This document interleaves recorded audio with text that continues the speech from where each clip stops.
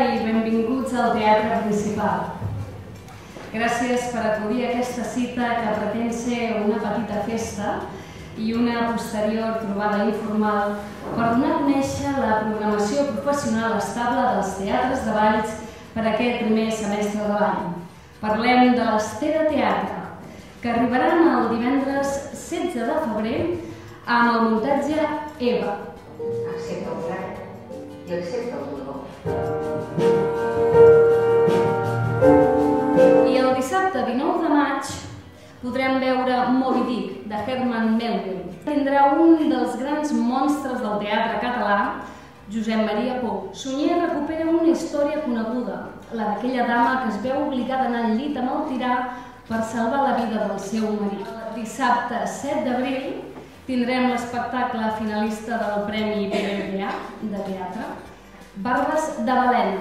Per si no ens tornem a veure, és un espectacle de petit format musical que està inspirat en les comèdies romàntiques com León Sirena i el vostre gust de Shakespeare. Que no hi ha temps, que em falta l'aire i tinc el cos en flames. I ara ets algú inesperat. No sé molt bé què passa. Concert el dia 5 de maig de la Maria Rodés.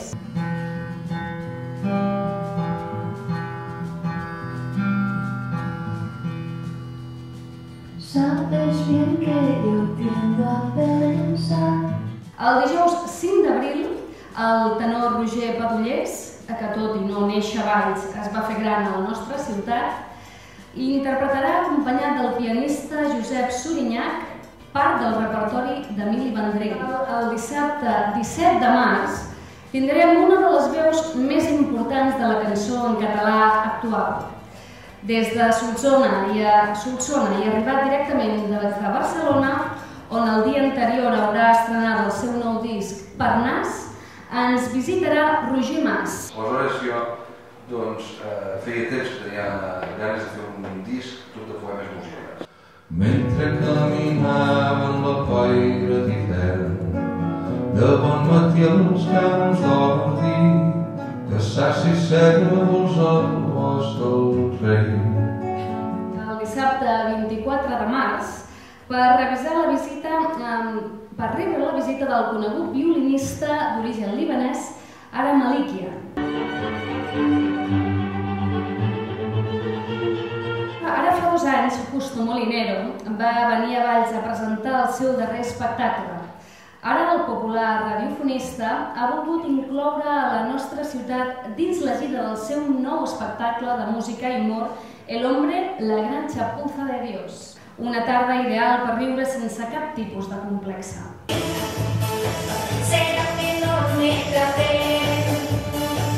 Estrena el dissabte 28 d'abril, anirà a càrrec de la companyia local Passabarret, la Circuteta, amb l'adaptació circense del clàssic del modernisme Josafat, de Prudenci Bertran.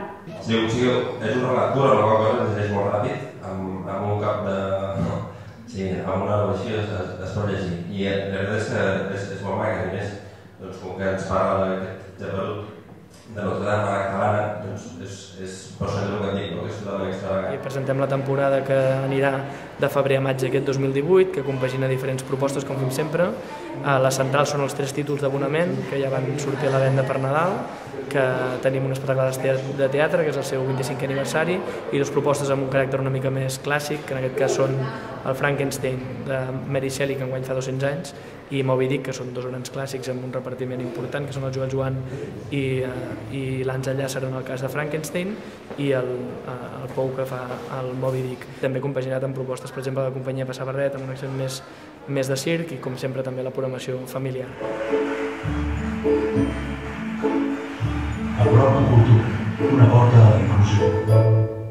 Bé, crec que una mica el vídeo ens ha introduït, no? Al final és un programa que vol... O sigui, és una xarxa d'equipaments culturals, per tant, de teatres, d'auditoris, lògicament públics, privats també de festivals i de museus, que creuen i estan compromesos en facilitar l'accés de la seva programació cultural a les persones que estan en situació de vulnerabilitat, normalment ateses per les serveis hem programat 4 muntatges familiars, un per a nadons, un petit musical, un concert i una actuació de circ.